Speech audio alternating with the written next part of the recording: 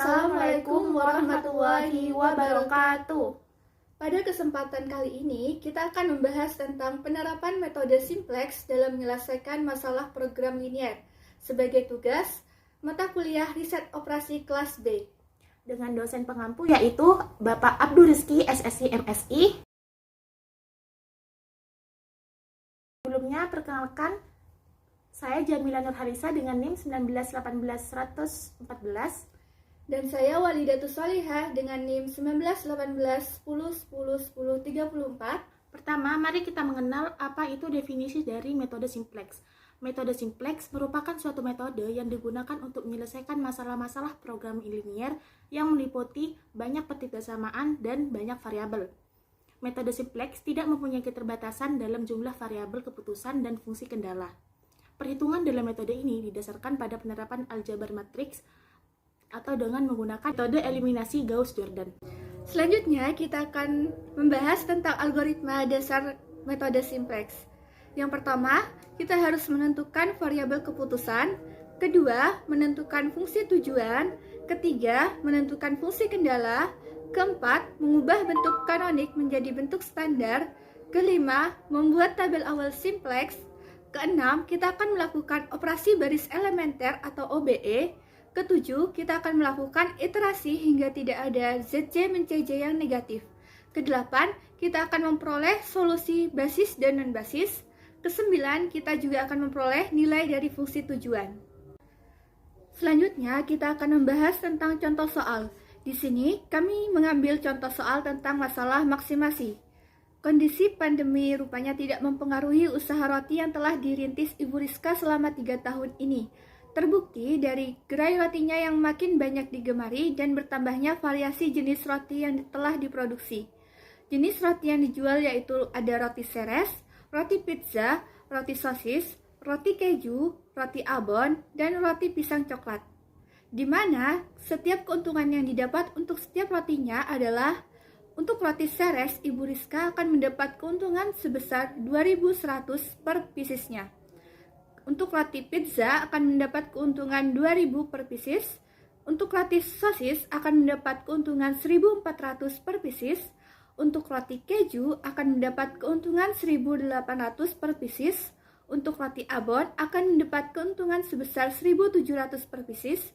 Untuk roti pisang coklat akan mendapat keuntungan sebesar 1.500 per pieces. Namun, terdapat keterbatasan bahan baku yang digunakan perharinya, yaitu untuk adonan roti, Ibu Rizka hanya bisa menggunakan sebesar 106.660 gram, untuk keju sebanyak 4.000 gram, abon sebanyak 1.000 gram, seres sebanyak 3.000 gram, sosis sebanyak 1.728 gram, pisang sebanyak 17.000 gram, coklat sebanyak 1.000 gram. Sedangkan untuk memproduksi roti-roti tersebut, Ibu Rizka membutuhkan bahan-bahan yang berbeda untuk masing-masing jenis rotinya, yaitu roti seres membutuhkan adonan 30 gram dan seres sebanyak 4 gram. Roti pizza membutuhkan adonan 30 gram, keju 2 gram, dan sosis 2 gram. Roti sosis membutuhkan adonan 30 gram dan sosis 2 gram. Roti keju membutuhkan adonan 30 gram dan keju 3 gram. Roti abon membutuhkan adonan 30 gram dan abon 2 gram. Roti pisang coklat membutuhkan adonan 30 gram, pisang 20 gram, dan coklat 2 gram. Tentukan kombinasi banyaknya jenis roti yang diproduksi perharinya agar keuntungan yang didapat Ibu Rizka menjadi maksimum. Sesuai dengan algoritma yang ada di awal tadi, hal pertama yang akan kita lakukan adalah menentukan variabel keputusan. Karena pada soal yang ditanyakan adalah kombinasi banyaknya jenis roti, maka untuk variabel keputusannya yaitu jumlah masing-masing jenis roti yang diproduksi, di mana X1 sama dengan jumlah roti seres yang diproduksi per hari, X2 untuk jumlah roti pizza yang diproduksi per hari, X3 adalah jumlah roti sosis yang diproduksi per hari, X4 untuk roti keju yang diproduksi per hari, X5 untuk jumlah roti abon yang diproduksi per hari, dan X6 jumlah roti piscok yang diproduksi per hari. Maka fungsi tujuannya yaitu maksimum dengan fungsinya yaitu Z sama dengan 2100 X1 plus 2000 X2 ditambah 1400 X3 ditambah 1800 X4 ditambah 1700 X5 ditambah 1500 X6.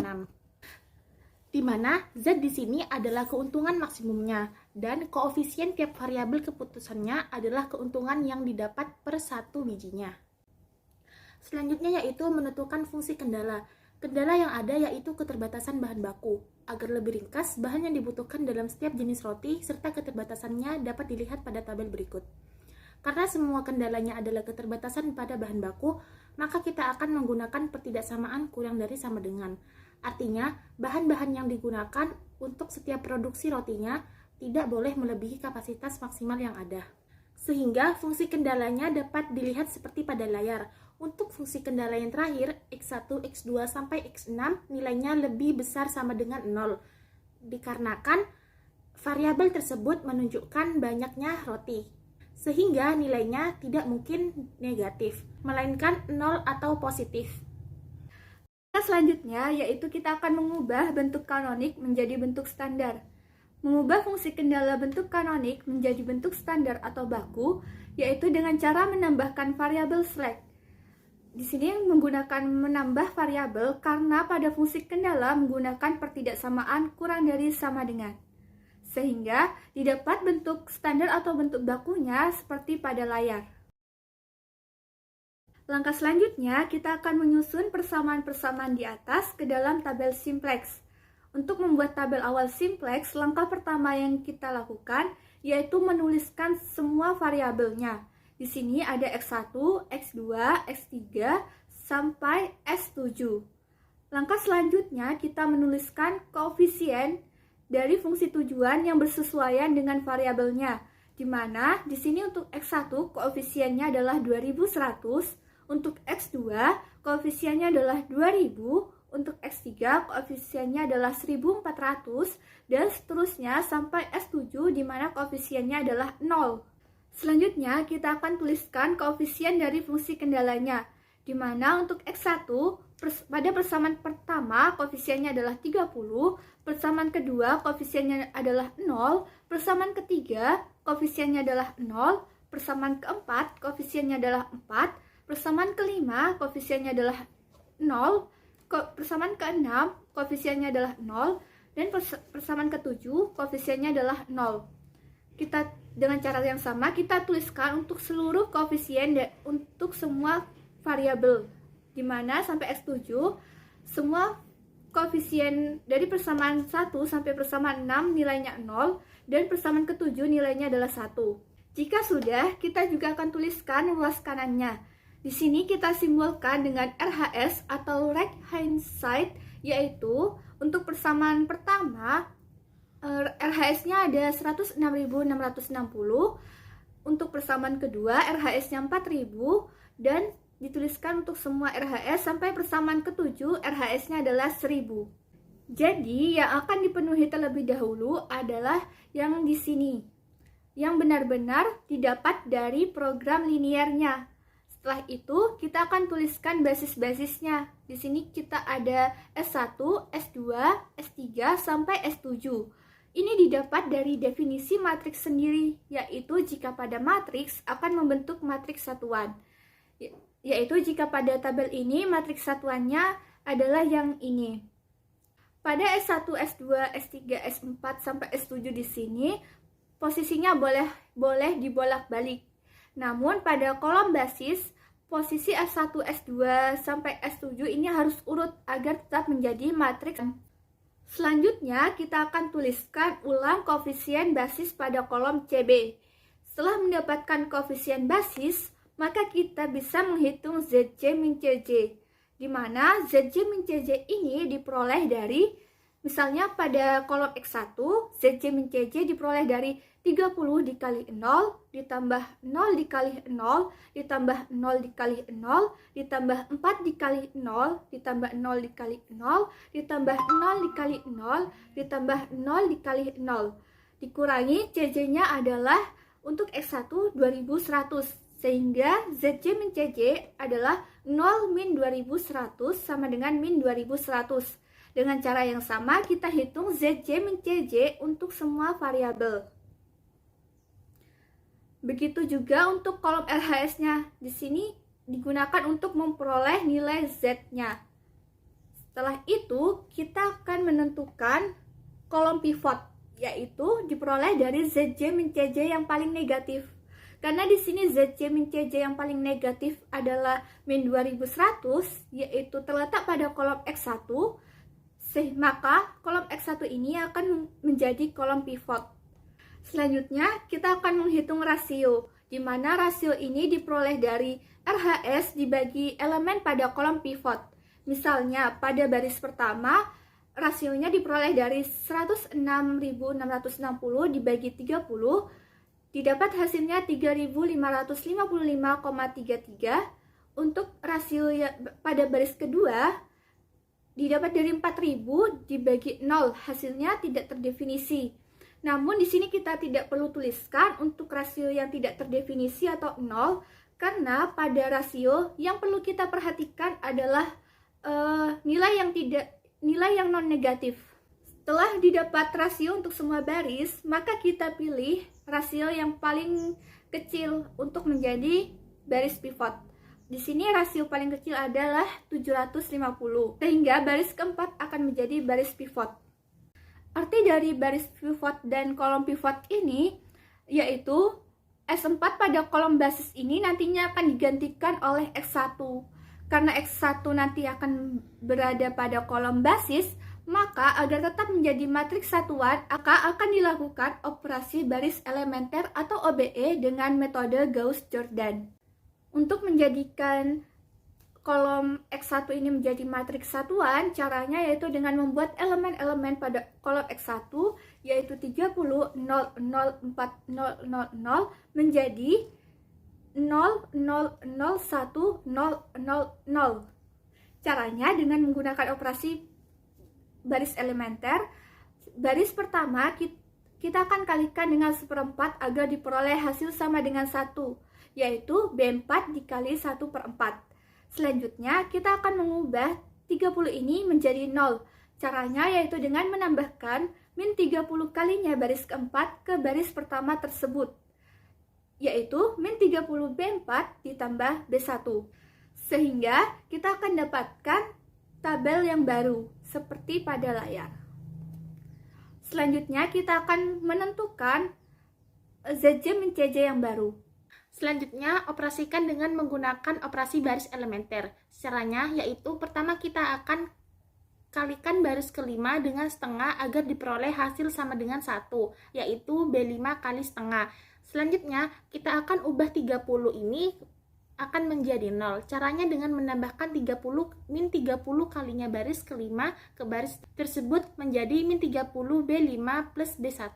Selanjutnya kita akan ubah 2 ini menjadi 0, yaitu dengan menambahkan min 2 kalinya baris keempat ke baris kedua menjadi min 2B5 plus B2. Setelah dioperasikan menggunakan OBE, maka selanjutnya akan dicari kembali ZJ min CJ yang baru, sehingga diperoleh tabel yang baru seperti pada layar. Langkah selanjutnya, kita akan menentukan kolom pivot yang baru, yaitu nilai ZJ min CJ yang paling negatif. Di sini nilai yang paling negatif yaitu min 1800 pada kolom X4. Kemudian kita akan menghitung rasionya. Diperoleh hasilnya seperti pada kolom rasio. Karena rasio terkecilnya berada pada baris kedua, maka B2 akan menjadi baris pivot. Untuk menjadikan matriks satuan, caranya yaitu dengan membuat elemen-elemen pada kolom X2, yaitu 30, 3, 0, 0, 0, 0, 0 menjadi 0, 1, 0, 0, 0, 0, 0. Operasikan menggunakan operasi baris elementer. Caranya yaitu pertama, kita kalikan baris kedua dengan 1/3 agar diperoleh hasil sama dengan 1, yaitu B2 dikali 1/3. Selanjutnya, kita akan ubah 30 ini menjadi angka 0. Caranya yaitu dengan menambahkan min 30 kalinya baris kedua ke baris pertama menjadi min 30 B2 ditambah B1. Setelah mengoperasikan dengan OBE, kita akan mencari kembali ZJ min CJ yang baru sehingga diperoleh seperti pada tabel berikut. Selanjutnya, seperti langkah-langkah sebelumnya, kita akan kembali mencari kolom pivot yang baru, yaitu nilai ZJ min CJ yang paling negatif. Karena di sini nilai yang paling negatif yaitu min 1700, yaitu pada kolom X5, Kemudian kita akan menghitung rasionya. Rasio yang didapat seperti pada kolom rasio. Karena rasio terkecilnya berada pada baris ketiga, maka B3 akan menjadi baris pivot. Untuk menjadikan matriks satuan, caranya yaitu dengan membuat elemen-elemen pada kolom X2 yaitu 30, 0, 2, 0, 0, 0, menjadi 0, 0, 1, 0, 0, 0, 0. Operasikan menggunakan operasi baris elementer. Caranya yaitu pertama kita kalikan baris ketiga dengan setengah agar diperoleh hasil sama dengan 1 menjadi B3 dikali setengah. Selanjutnya kita akan ubah 30 menjadi 0, caranya dengan menambahkan min 30 kalinya baris ketiga ke baris pertama tersebut. Menjadi min 30 B3 plus B1. Setelah mengoperasikan dengan OBE, kita akan mencari ZJ min CJ yang baru, sehingga diperoleh tabel seperti pada gambar. Untuk iterasi 5, langkah selanjutnya sama seperti langkah-langkah sebelumnya, yaitu kita akan menentukan kolom pivot yang baru, yaitu nilai ZJ min CJ yang paling negatif. Di sini nilai yang paling negatif yaitu min 1500 pada kolom X6. Kemudian kita akan menghitung rasionya. Diperoleh rasionya seperti pada kolom rasio. Karena rasio terkecilnya berada pada baris ke-7, maka B7 akan menjadi baris pivot. Untuk menjadikan matriks satuan, caranya yaitu dengan membuat elemen-elemen pada kolom X6 yaitu 30, 0, 0, 0, 0, 22 menjadi 0, 0, 0, 0, 0, 0, 1. Operasikan menggunakan operasi baris elementer. Caranya yaitu pertama kita akan kalikan baris ke-7 dengan setengah agar diperoleh hasil sama dengan 1, yaitu B7 dikali setengah. Kemudian kita akan mengubah 30 ini menjadi 0. Caranya yaitu dengan menambahkan min 30 kalinya baris ke-7 ke baris pertama. Menjadi min 30 B7 ditambah B1. Selanjutnya kita akan ubah 20 ini menjadi 0. Caranya yaitu dengan menambahkan min 20 kalinya baris ke-7 ke baris ke-6 tersebut, yaitu min 20 B7 plus B6. Setelah dilakukan operasi menggunakan OBE, kita akan menentukan kembali ZJ min CJ yang baru. Langkah selanjutnya, kita akan kembali menentukan kolom pivot yang baru, yaitu nilai ZJ min CJ yang paling negatif. Nah, di sini yang paling negatif adalah min 599,988, yaitu terletak pada kolom X3. Artinya, kolom X3 ini akan menjadi kolom pivot yang baru. Selanjutnya, kita akan menghitung rasio, didapat hasilnya seperti pada kolom rasio berikut. Karena rasio terkecilnya berada pada baris pertama, maka B1 akan menjadi baris pivot. Kemudian, untuk menjadikan matriks satuan, caranya yaitu dengan membuat elemen-elemen pada X2, pada kolom X2 yaitu 19,99, min 0,66, 0, 0, 1, 0, 0 menjadi 1, 0, 0, 0, 0, 0. Kita akan mengoperasikan menggunakan operasi baris elementer. Caranya yaitu pertama kita akan kalikan baris pertama dengan 1/19,99 agar diperoleh hasilnya sama dengan 1, yaitu B1 dikali 1/19,99998. Selanjutnya, kita akan ubah min 0,666 ini akan menjadi 0. Caranya yaitu dengan menambahkan 0,666 kalinya baris pertama ke baris kedua, yaitu 0,666 B1 ditambah B2. Selanjutnya, kita akan ubah 1 ini menjadi 0. Caranya yaitu dengan menambahkan min 1 kalinya baris pertama ke baris keempat tersebut, yaitu min B1 ditambah B4. Setelah kita operasikan menggunakan operasi baris elementer, kita akan kembali menghitung nilai ZJ min CJ sehingga didapat hasilnya seperti pada tabel berikut. Nah, karena pada tabel ini sudah tidak ada nilai ZJ min CJ yang negatif, maka kondisi ini sudah mencapai kondisi yang optimal. Selanjutnya didapat solusi basis dan non-basis, yaitu untuk solusi basisnya, di sini X1 adalah jumlah roti seres yang diproduksi per hari sebanyak 750. Untuk X2 adalah jumlah roti pizza yang diproduksi per hari sebanyak 588. Untuk S3 adalah jumlah roti sosis yang diproduksi per hari sebanyak 276. Untuk X4 adalah jumlah roti keju yang diproduksi per hari sebanyak 941. Untuk X5 adalah jumlah roti abon yang diproduksi per hari sebanyak 500. Untuk X6 adalah jumlah roti pisang coklat yang diproduksi per hari sebanyak 500. Dan S6 adalah variabel slack pada kendala 6 adalah 7.000. Selanjutnya akan diperoleh juga untuk solusi non-basisnya, yaitu S1 sama dengan S2, sama dengan S3, sama dengan S4, sama dengan S5, sama dengan S7, sama dengan 0.